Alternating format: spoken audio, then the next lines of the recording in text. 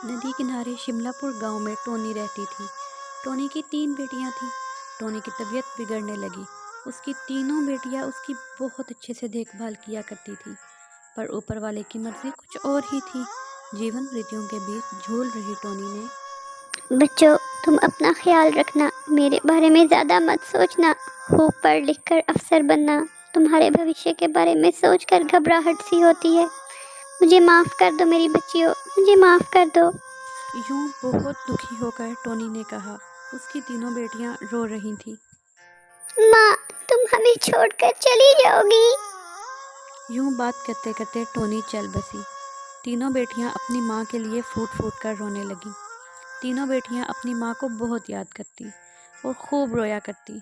तभी उनके बेवड़े पिता घर को लौटे। अरे ओ टोनी, कहाँ है तू? बाहर निकल। और कहाँ होगी पापा, माँ तो चल बसी और ये सब आपकी लापरवाही की वजह से हुआ है। माँ की मौत की वजह सिर्फ और सिर्फ आप हो पापा, सिर्फ और सिर्फ आप।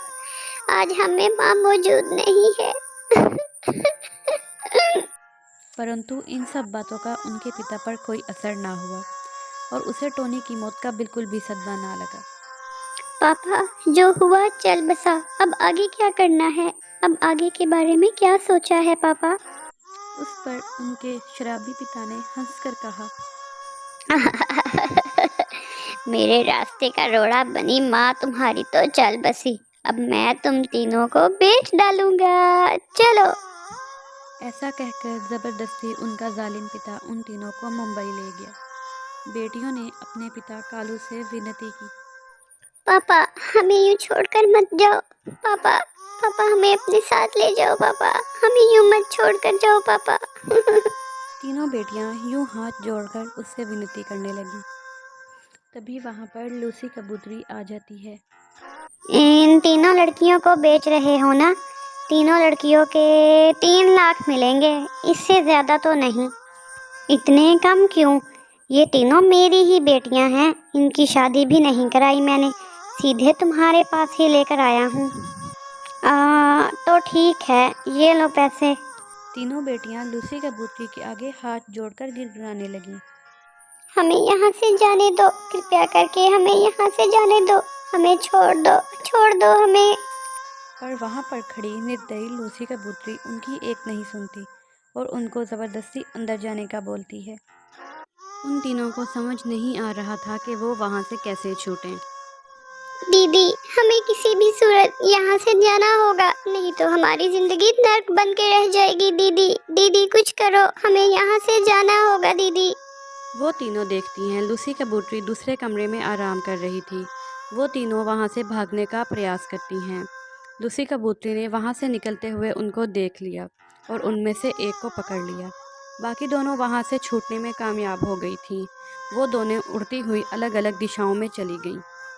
छोड़ दीजिए, मुझे जाने दीजिए, मैंने अपनी दीदी के पास जाना है। मुझे जाने दीजिए ना, प्लीज मुझे जाने दे। यूं गिड़गिड़ाकर वो विनती करने लगी, पर लूसी ने उसकी एक ना मानी। बड़ी बहन आ तो गई थी, पर वो बहुत दुखी हो रही थी। अब मैं क्या करूं? मैं यहाँ किसी को नहीं जानती, मैं तो ये भी नहीं जानती कि मैं कहाँ हूँ। यूं मदद के लिए चारों ओर देखने लगी।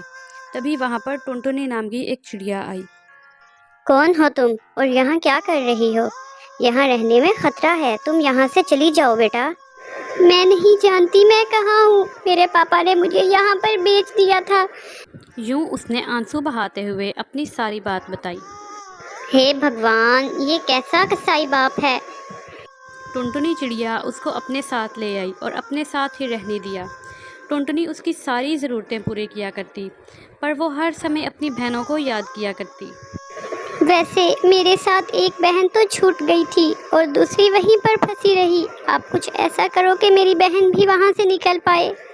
ये बहुत मुश्किल है बेटी, उस लाइन में बड़ी बड़ी हस्तियों का नाम है, फिर भी मैं अपनी ओर से पूरी कोशिश करूँगी। कुछ दिन यूं ही बीते, पर लूसी कुछ नहीं कर पा रही थी। एक दिन उनका परिचय सीआईडी के टुन्नू चिड़े से हुआ। उसने उन्हें सारी बात बताई। तुम बिल्कुल भी चिंता मत करो, तुम्हारी बहन को मैं वापस लाऊंगा। यूं उसने टोनी को भरोसा दिलाया। सीआईडी में काम करने वाला टुन्नू चिड़ा वहाँ पहुँचा और वहाँ फंसी हुई लड़कियों को बाहर निकालकर उनके घर पहुँचा दिया। उसमें टोनी की बहन भी निकली। दीदी, मैंने आज तक वहाँ बहुत अत्याचार सहे। मेरी समझ में नहीं आता था मैं क्या करूँ, मैं कैसे वहाँ से निकलूँ। उन्होंने मुझे बहुत मारा दीदी, उन्होंने मुझे बहुत मारा है। जो हुआ उसे भूल जाओ मेरी बहना, हम अपनी बहन को ढूंढकर यहाँ से चले जाएंगे। और फिर कुछ दिन बीते। टुन्नू चिड़ा ने उनकी तीसरी बहन को भी ढूंढ निकाला और उनके बेवड़े बाप को सख्त सज़ा सुनाई। तीनों बहनें एक दूसरे से मिलकर खूब रोईं। अब वो तीनों बहनें एक साथ रहने लगीं।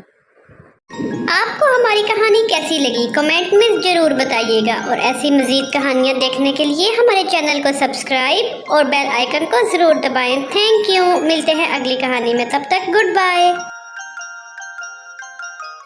Kindly subscribe my channel and press the bell icon for more interesting videos. Thank you.